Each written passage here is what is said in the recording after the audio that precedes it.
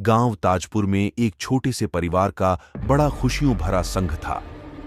रात्रि के वक्त उनका घर गांव के अंधेरे कोनों में सुनसान लगता था, जब सभी लोग अपने घरों में नींद की गहरी गोद में सोते थे।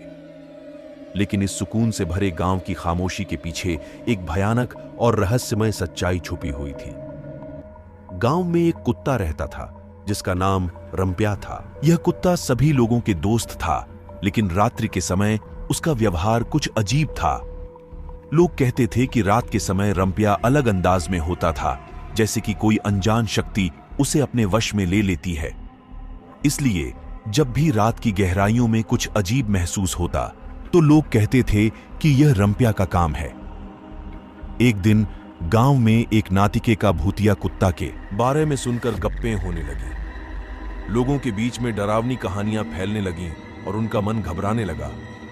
लेकिन इस सब के बावजूद रंप्या का मालिक रामू उन सभी बातों को अविश्वसनीय मानता था।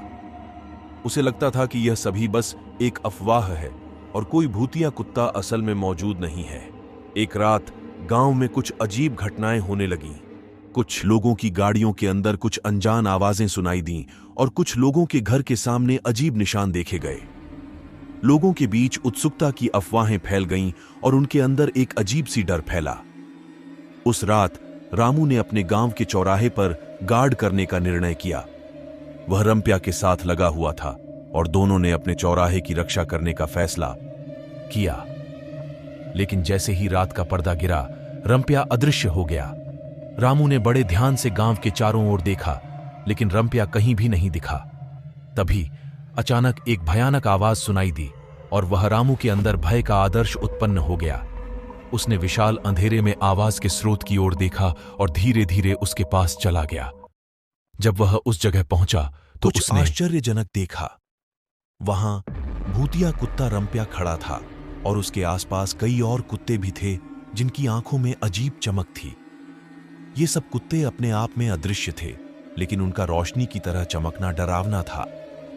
रामू ने अपने दिल की धड़कनों को नियंत्रित किया और धीरे धीरे आगे बढ़ा।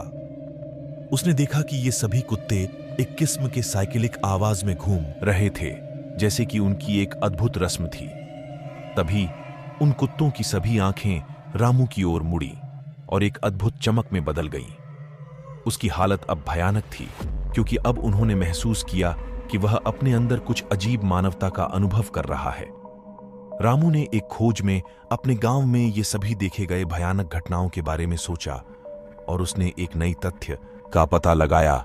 ये सभी कुत्ते असल में उसी गांव के लोगों के पुराने और अपार्थिव आत्माओं की आवाज थे जो उस जगह में बंधे हुए थे। इस घटना के बाद रामू ने लोगों को समझाया कि वहां के भूतों की आवाज उनके ही थीं और उन्होंने उनके वास्तविकता को समझा। लोगों ने रामू की बातों को सुना और समझा और उनके मन में साहस की नई किरण जगी। इस भूतिया कुत्ते की कहानी ने उनकी धार्मिक और सामाजिक धारा को भी बदल दिया।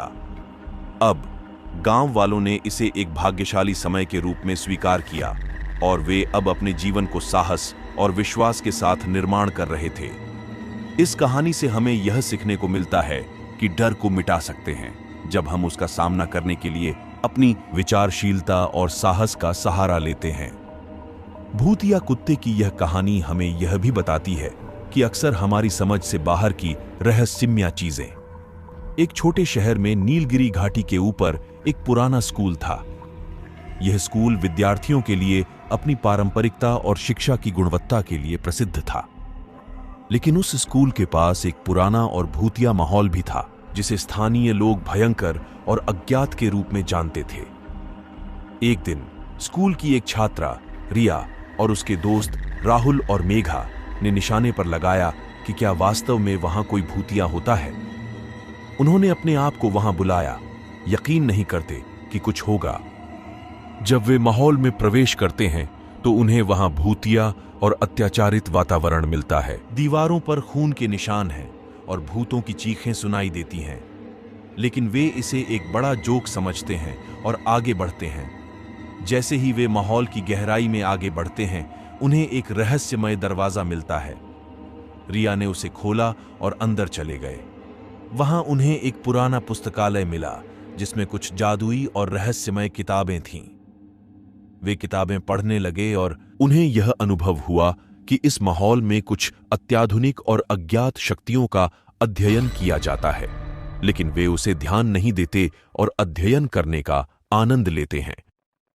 कुछ दिनों बाद उनके स्कूल में अनचाहे और अज्ञात हादसे शुरू होते हैं।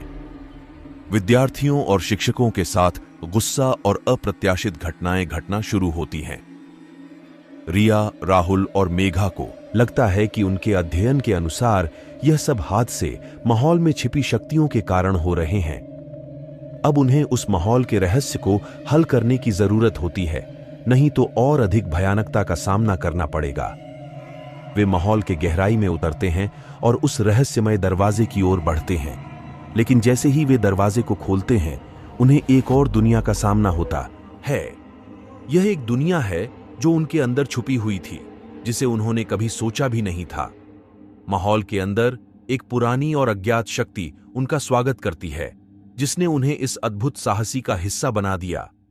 रिया, राहुल और मेघा को पता चलता है कि माहौल में छिपी शक्ति एक प्राचीन और शक्तिशाली भूतिया है जो अपने अधिकार को पुनः प्राप्त करने के लिए उनका सहारा चाहती है।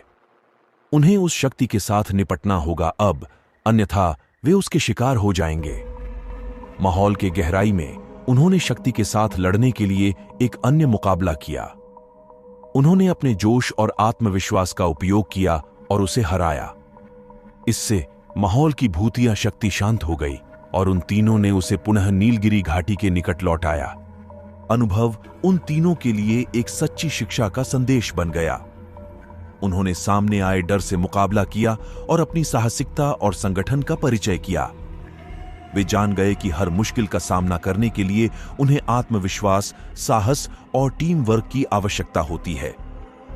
नीलगिरी घाटी स्कूल की भूतिया माहौल की डरावनी कहानी ने रिया, राहुल और मेघा को एक साथ लाकर उन्हें एक अद्भुत और संजीवनी अनुभव का अवसर प्रदान किया। इसके अलावा वे उस स्कूल के समूह को भी एक साथ बांध दिया जो उनके साथ इस अनुभव में शामिल था। इस भयानक से भरे साहस के बाद उन्होंने जान लिया कि मिलकर काम करने का मतलब विजय की गारंटी है, और इस विजय का एहसास करने के बाद वे और भी मजबूत और समर्थ हो गए। इस तरह नीलगिरी घाटी स्कूल की भूतिया माहौल की कहानी ने न केवल रिया, राहुल और मेघा के लिए बल्कि सभी उन छात्रों के लिए एक महत्वपूर्ण संदेश दिया कि हमें अपने डर से निपटने के लिए तैयार रहना चाहिए और साथ में मिलकर हर कठिनाई का सामना करना चाहिए। दोस्तों, मैं आशा करता हूं कि आपको हॉरर स्टोरी इन हिंदी शीर्षक वाली यह रियल हॉरर स्टोरी पसंद आई होगी। ऐसी और भी real ghost stories in Hindi में सुनने के लिए और पढ़ने के लिए हमारे ब्लॉग पर बने रहे।